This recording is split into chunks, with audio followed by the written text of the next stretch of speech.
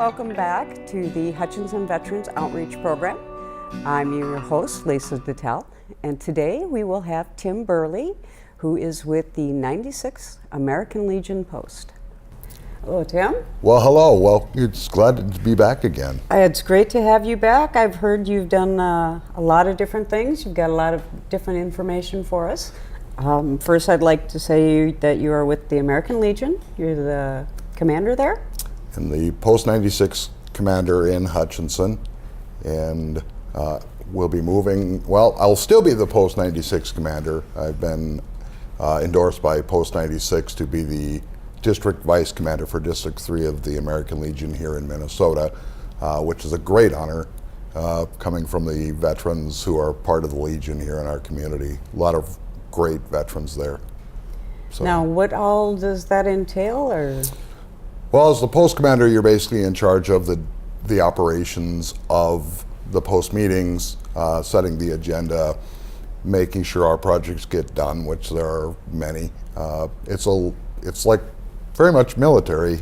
Delegate, call on real good guys to get the job done, and become veterans advocates in our community and community advocates, especially children, disabled veterans. We've keyed on the transition now of veterans as younger veterans move into the community. Worked many years on developing a transition program for those young veterans so we get past the suicide, past the drug addictions, past the alcoholism, and into a stress-free environment where they can really show what they have. And you know that, Exactly. that discipline and all those things that we do have don't have a value to them. Yep, exactly. Seems like once you leave, your value out in the civilian population isn't as good as it is in the military. Well, it's interesting because I've done a non-scientific poll, Yeah. and I've worked with 176 different veterans over the last couple months. Many of them younger, 35 and below, I guess would be the best way to put it, and did kind of a survey with them of how do they feel the military help them with the transition. Now, I do the old school 0 to 10, 0 Yep. being bad, 10 being great. The military got a .07 out of all of those, which is an eye-opener. And then I asked them how well the communities accepted them and assisted them with the transition program. That bumped up to about a 1.4.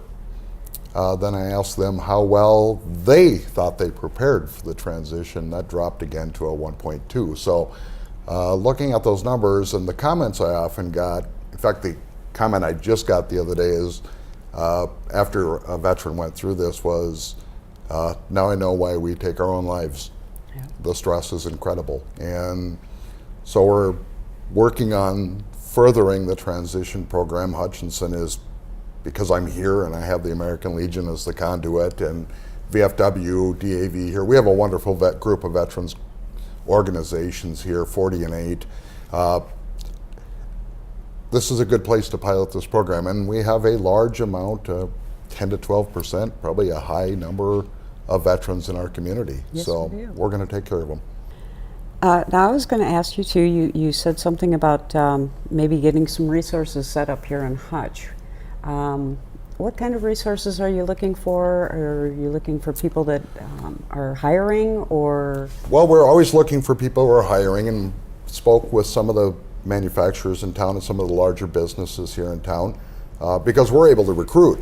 Correct. From military bases too. So I've got that set up, or that's going to be a part of the phase, is actually to go to military bases. So if somebody needs a plumber, the military trains in plumbing. Oh, exactly. And that's at Fort Campbell. Mm-hmm. And there's no reason we can't be there. 50% of veterans right now do not know where they're going after the military. Yeah.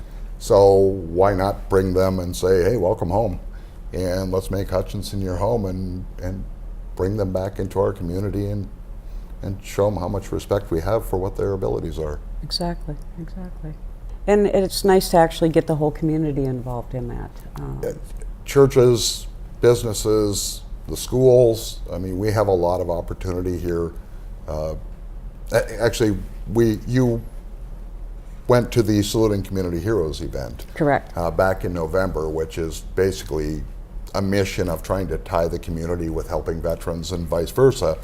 Shad and Melissa Catcher set that up, and it was in its second year. Going into year 3, we'll have a lot more information, I think, on that as We will. moving We forward. have some exciting news about that.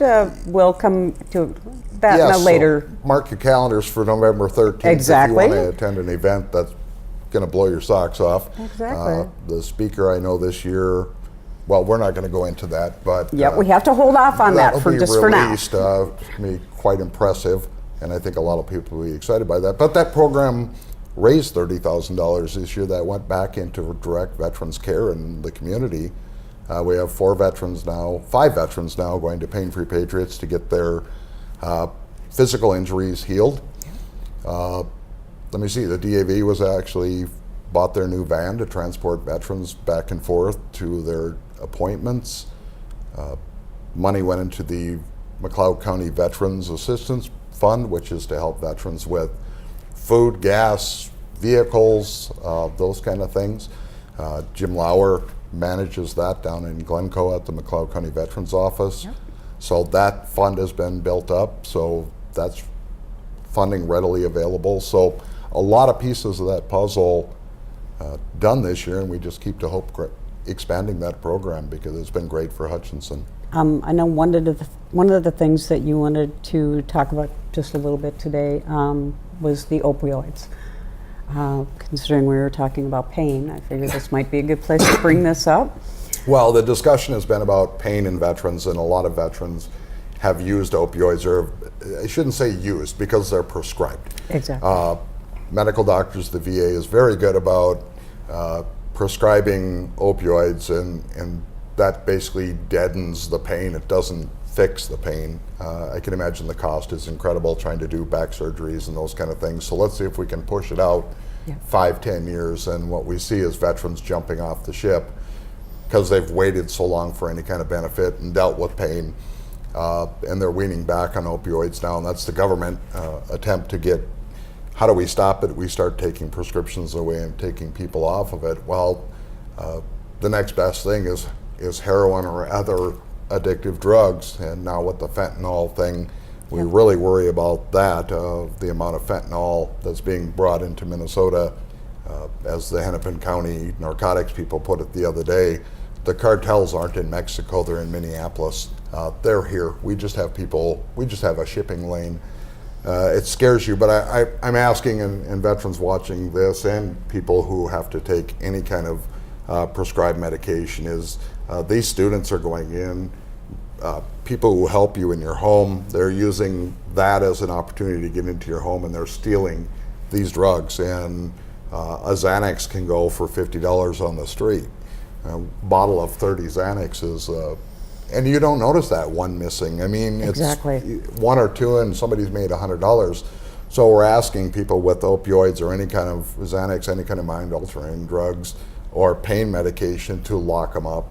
The fentanyl can be added very quickly to it, and it takes about 2 grains of salt-sized fentanyl to kill you, and that's what we're seeing. I think the Hennepin County's number was 300 doses of Narcan a day just in that area to stop the overdosing from fentanyl. So we parents, want to make the sure same that thing, be concerned. This is a very big issue, and it's killing veterans, and it's killing youth, and we're in Hutchinson, Minnesota. We don't think that's a problem. It's a problem here in Hutchinson, Minnesota. So. And it's not we're telling people don't take medications as prescribed. We're just telling you if you have these kind of medications, make sure you lock them up. Going back to the Saluting Community Heroes real quick, that's November 13th this year. It's a Wednesday night. It's a crazy week. The Pain-Free Patriots Gala is 2 nights later, November 15th. That's in the Twin Cities at the Depot. We had to move Saluting Community Heroes to the Hutch Event Center this year because we got too big for the winery. Okay. So it's a lot of changes coming down on that. There's another organization that I wanted to make you aware of today, and they're huge around the Twin Cities, the 7-county metro, and it's expanding out, is Trust Vets, which is a veterans group of veteran-owned businessmen. Okay. And went to several of their meetings, and very informative, very strong networking group for veterans with businesses. If you go to Trust Vets, you can actually contact veteran-owned businesses if you want to give business to a veteran. Okay. There's all types of them listed there. It's trustvets.com. It's not .org. For veterans, they used to charge a fee to be a member of it, and they've now waived the fee. They've made it basically an organization, a not-for-profit, Nice. and open that door. And there's a lot of, like I said, great businessmen on there. You're going to get honesty and integrity, and you're going to get that discipline and that effort for hard work. So, Now, what all do they do there? Trust Vets has monthly meetings, and it's a networking meeting where they have speakers come in, and then some of the businessmen speak.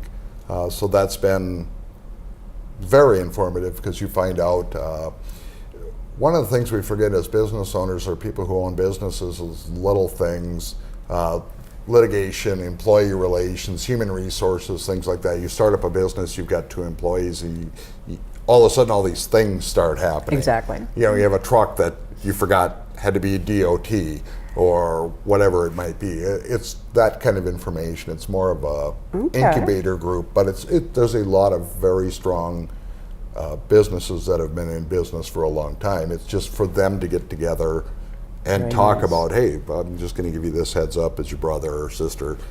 You might need this, or Exactly. those kind of things. So it's another good form of networking out there. Yes, and the more networking we can do as veterans, the stronger we become. Exactly. Because that's our team. Somebody said the other day, and I've heard it a lot now, is veterans have this weird thing called the tribe. Yes, we do. And, they're right. Mm-hmm. We tend to pack together, and we tend to help each other out a lot. Sometimes because of a necessity, because the programs aren't there. Other times because we just love being around each other. Well, we all have kind of a common interest that we start out with. Well, Tim, I want to thank you for coming on our show again. Invite you back anytime. You're always welcome. No, Thank you. it's wonderful. There's a lot of information we can get out, and I appreciate the opportunity, Lisa.